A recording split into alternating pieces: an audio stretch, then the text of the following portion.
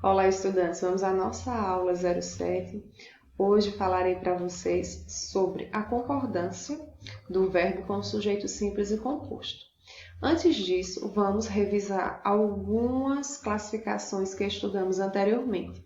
Lembrem-se que o verbo é toda e qualquer palavra que indica ação, estado ou fenômeno da natureza. O sujeito será aquele que irá desempenhar ou receber a ação proposta pelo verbo. E, em relação ao sujeito, nós temos o sujeito que é simples, que é aquele que é composto por apenas um núcleo, e temos também o sujeito composto, que é aquele formado por dois ou mais núcleos. Se eu dissesse, por exemplo, Maria foi à feira, então aí eu vou ter um sujeito simples, certo? Que é Maria.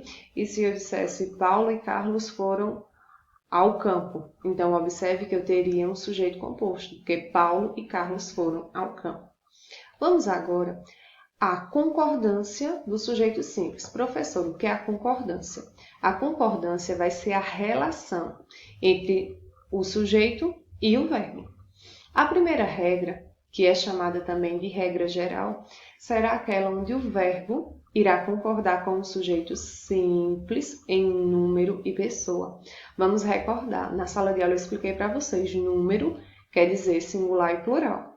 Pessoa é quando eu tenho a primeira, a segunda e a terceira do singular, eu, tu, ele.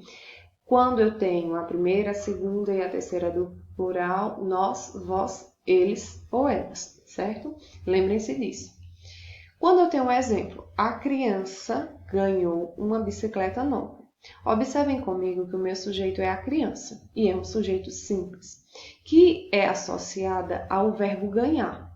Aqui nós temos o verbo conjugado ganhou, certo? No passado, mas observe, professora, por que o verbo ele está no singular? Porque ele concorda com o meu sujeito simples. O meu sujeito simples só se refere a uma pessoa, a criança, e ganhou é o meu verbo que também está concordando com o sujeito, ou seja, ele também está no singular.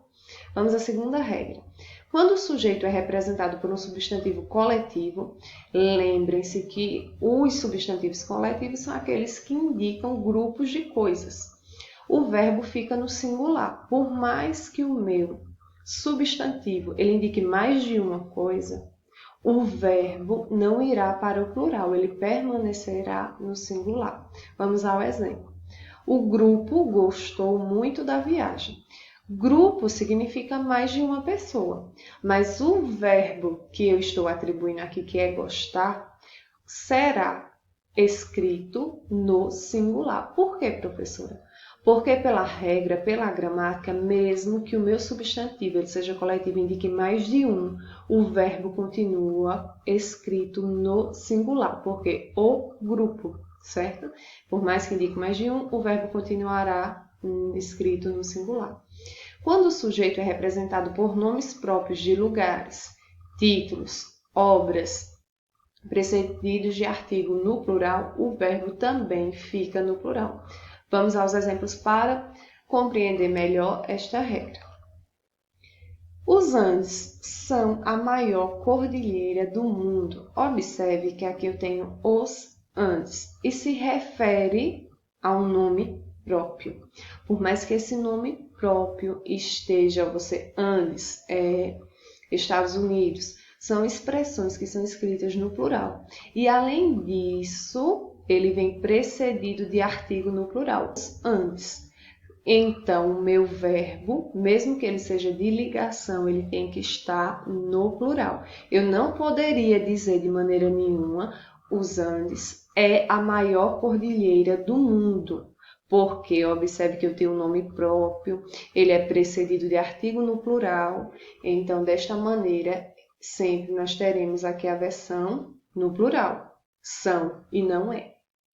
Vamos agora para a concordância do sujeito composto. A primeira regra diz o seguinte: quando o sujeito composto, ou seja, as duas ou mais palavras, vierem antes do verbo, este fica no plural. Vamos ao exemplo. O amor e o ódio são sentimentos opostos.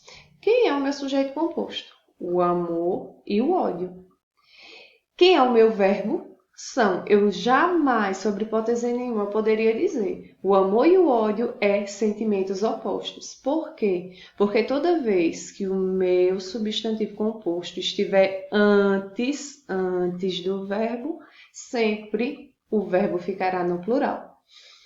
Maria e José são amigos. Observe que novamente o meu sujeito composto está antes do meu verbo. Então, o meu verbo está escrito e deve ser escrito sempre no plural. Na segunda regra, quando o sujeito composto vem depois do verbo, é o contrário da primeira regra que eu estou falando nessa tela.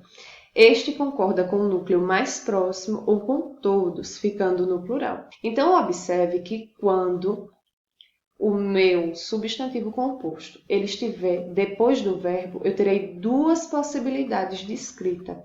Quais são essas duas possibilidades de escrita? Observem comigo. Falava a professora e o aluno com o diretor. Quem são, ou quem é, né? Nessa realidade é quem são, né? Porque substantivo composto é mais de um. O meu substantivo composto, a professora e o aluno. E quem é o verbo da minha frase? Falava. Então, observe que o verbo está no início da frase e o substantivo composto vem depois.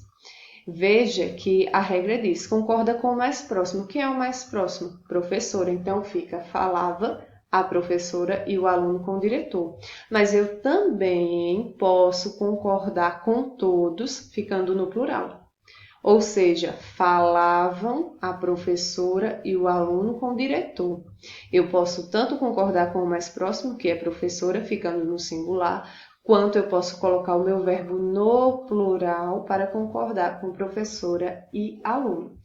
Na lista de exercício de vocês desta semana, nós temos algumas frases onde vocês irão completar com os verbos que estão entre parênteses, tá? É mais um exercício de fixação para vocês. Espero que possa ter ajudado com essa explicação. E até a próxima semana. Bons estudos, se cuidem e um abraço.